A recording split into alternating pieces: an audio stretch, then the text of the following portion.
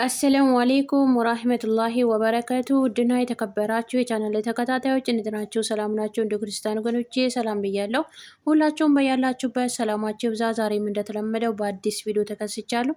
ለዚህ ቻናል አዲስ የሆናችሁ ሰብስክሪፕሽን፣ ላይክ በማድረግ ቤተሰብ የሆኑ ነባሮቹም ሼር፣ ላይክ ሀሳብ አስተያየት በመስጠት አበረታቱኝ ይላለሁኝ። ዛሬ ይዤላችሁ የመጣሁት እንግዳ ክፍል 33 ነው። እትዬ ሄለንም ታዱን ጠርታት ስጪያት ያልኩሽ መድኃኒት በስነ ስርዓቱ እየሰጠሻት ነው ብላ ጠየቀቻት። ታዱም አዎ እየሰጠዋት ነው፣ በስነ ስርዓት በየሰዓቱ እየሰጠዋት እየወሰደች ነው ብላታለች።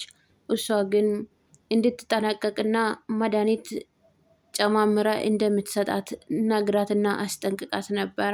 ጓደኛውም ስለሆነች አሳልፋ ለመስጠት አልፈለገችም። ምክንያቱም ከሞትሽ አንቺ ትጎጂኛለሽ ብላም አውርታት ነበረ።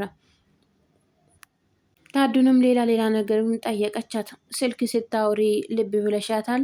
ማን እንደምታወራና ማን እንደሚደውልላት ልትነግሪኝ ትችያለሽ አለቻት።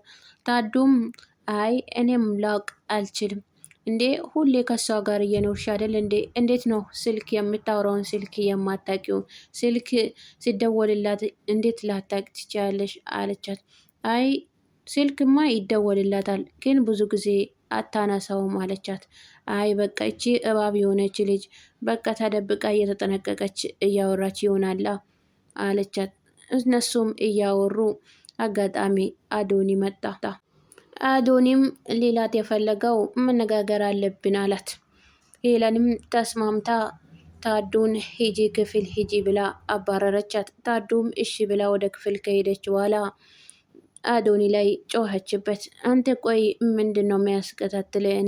እኔን ለምንድን ነው የምትፈላልገኝ? ምን ፈልገህ ነው አለችው። አዶኒም ትላንትና እኮ ነገ እነግርሃለሁ ብለሽ ነበረ አላት። እሷም በቃ ትላንት እኮ ነግሬሃለሁ፣ የጓደኛዬ ድርጅት ነው እሱ ብዬሃለሁ። አዶኒም ደፍሮ እሺ የጓደኛሽ አድራሻዋን ስጭኝ አላት። ሄለንም በጣም ስሜታዊ ሆነች፣ በጣም ተናደደች። ቆይ አንተ ምንድን ነው የምትፈልገው? ከኔ መጣላት ነው የምትፈልገው? ከኔ ጥብ ነው የምትፈልገው አለችው። አዶኒ ምንም ነገር ቢመጣ እኮ እኔ አልፈራም አላት። ከኔ ምንድን ነው የምትፈልገው? ምን ፈልገህ ነው አለችው። አዶኒም እኔ የምፈልገው እውነታውን ማወቅ ብቻ ነው። እኔ ብዙ ፋይሎችን ፈታትሻለሁ። አንድም ያገኘሁት ነገር አባቴ ከቶማስ ጋር የተፈራረመ ውል አግኝቻለሁ አላት። ለካ እኔ ስፈላልግ እያማላገኙ ፋይሎችን እየሰበሰብክ የምትወስደው አንተ ነህ እንዴ አለችው። አንተ ወርጋዳ የተናናቅን አይመስልህም እንዴ አለችው። እሱ አንቺ ይሆናል እንጂ ያረግሽው እኔ አልናቅኩሽም። አዶኒ ብታርፍ ይሻልሃል፣ ህይወትህን እንደሌለ ነው ማደርግል። አትሳሳች፣ አንቺ ሳይሆን እኔ ነኝ ህይወትሽን የሌለ የማደርግሽ። ግን እኔ እንደሱ ማድረግ አልፈልግም፣ ምክንያቱም ሰውን ማስጨነቅ ስለማልፈልግ።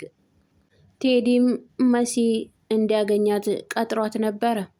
በቀጠራት መሰረት እሷም ቀጠሮውን አክብራ አብሮ ተገናኙ። እሷ መንገድ ላይ ረጅም ጊዜ ቆማ ብትጠብቀውም ብዙ ጊዜ አቆያት። እሷም በጣም ተናዳ ስሜታዊ ሆነች። እንዴት እስከ ይሄን ያህል ሰዓት ታቆየኛለህ? ቶሎ እመጣለሁ፣ ቶሎ ውጪ ብለኸኝ ነበረ አለችው። አይ አትናደጂ፣ በአንቺ ላይ ምንም ነገር ቅሬታ አልፈልግም። ነይ ይልቁንስ ቁጭ ብለን ብነግርሽ ይሻልሻል አላት። እሷም ቁጭ ማለት አልፈልግም ምክንያቱም እቸኩላለሁ አለችው። ግድ የለሽም፣ የምነግርሽ ሁሉ ነገር መስማት መጨረሽ ስላለብሽ ቁጭ ብለን ብነግርሽ ይሻላል። መሲም እሺ ብላ ሄዳ ቁጭ ብላ እሺ ያሰብከው ነገር ቶሎ ልትነግረኝ ትችላለህ አለችው። ቴዲም ይኸውልሽ መሲ፣ እኔና ሄለን እንደምታስቢን አይደለንም፣ ደግሞም አብሮ አደጌዎች ነን። ደግሞም በጣም በሚያሳዝን ሁኔታ ነው አድገ ለዚህ የደረሰችው አላት። እሷም ማን እቺ ጭራቅ ብላም መለሰችለት።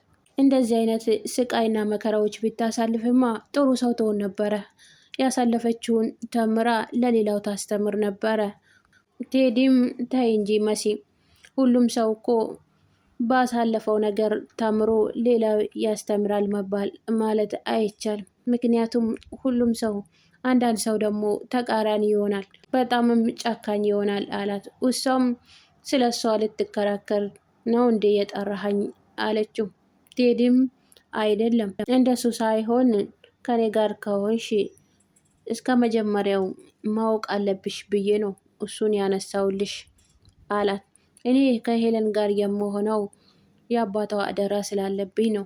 መስዬ ተይ እመነኝ፣ እኔ ያለውን ሁኔታ እየነገርኩሽ ነው ያለሁት። መሲም እሺ አመንኩ ልበል፣ ስለ እሷ ማወቅስ ምን ያስፈልጋል? ምን ያደርግልኛል? ቴዲም ደፍሮ እንግዲህ እንደሚወዳትና እሷን ለግሉ ሊያደርጋት እንደሚፈልግ ነገራት። መስዬ እኔ በጣም እወድሻለሁ፣ እኔ አንቺን የምፈላልገው ለግሌ ላደርግሽ ብቻ ነው። ቴዲም ይኸውልሽ ሁሉም ነገሩ ታይና ከአሁን በኋላ የምትፈልጊውን ህይወት አብሮን መኖር ብንጀምር ይሻላል። ታዱና ኤልሾው አብረው ቁጭ ባሉበት ኤልሾ ተነስታ ቤት ውስጥ ወክ ማድረግ ጀመረች። እንዴ ታዱ ግራ ገባት። ምን ሆነሽ ነው አንቺ ልጅ ምን ነካሽ? አለቻት። እሷም ታዱ ተይኝ፣ ትንሽ ራሴን አሞኛል ተይኝ ለብቻ ያለቻት። እዛ ምንድን ነው እንዴ ግራ ገባኝ እኮ አለቻት። እሷም ሄዳ ቁጭ አለች። ታዱ አንድ ነገር ልለምንሽ፣ እናቴ ታቻለች አለቻት። አዎ አለቻት። ምናልባት ልጠረኝ ልትመጣ ትችላለች። በዛን ሰዓት እኔ እንዳመመኝ አስመስዬ እተኛለሁኝ። በዛን ሰዓት ደግሞ አንቺ ልታግዥኝ ፈቃደኛ ትሆኛለሽ አለቻት። አይ የምን ማስመሰል ነው? ምን ለመሆን ሞክረሽ ልትሞክሬ ነው ደግሞ? አይ እኔ መዋሸት እንኳን አልችልም። ታዱም አጥብቃ ያዘቻት። ምን ለመሆን ፈልገሽ ነው? ምን ለማለት ፈልገሽ ነው? አልገባኝም አለቻት። ኤልሾም ጆን እያስፈራራትና እየጠባበቃት ስለሆነ ክላስ ለመግባት ሀሳብና ጭንቅ ሆነባት። ስለሱም ነገረቻት። እሱም ምክንያት ነው ብላ ባትነግራትም ክላስ መግባት አልፈልግም፣ እንዲሁም ክላስ ግቢ ብላ እናቴ ስለምታስገድደኝ እንዲያው አመመኝ ብዬ ተኛለሁ አለቻት። ሄለንና አዶኒ ክርክራቸው እንደቀጠሉ ነው። አዶኒም ምንም አይነት የሄለን ፍራቻ የለውም።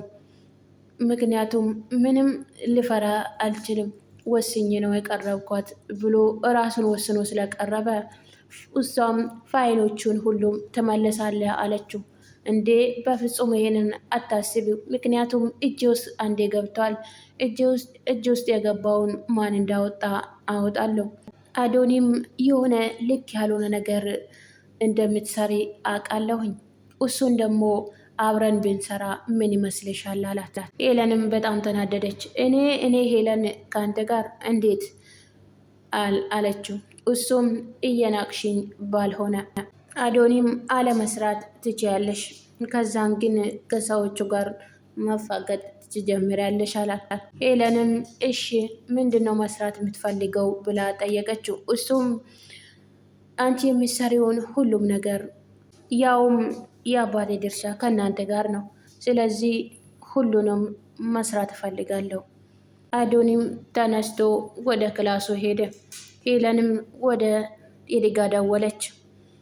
እንዴ ጠፍተሃል እኮ አለችው። እሱም ላወራት አልፈለገም፣ ምክንያቱም ከመሲ ጋር ስለሆነ በኋላ ደውልሻለሁ፣ ትንሽ ቆይቼ ደውልሻለሁ አላት። እሷ ልትስማማ አልፈለገችም። በጣም ተናደደች።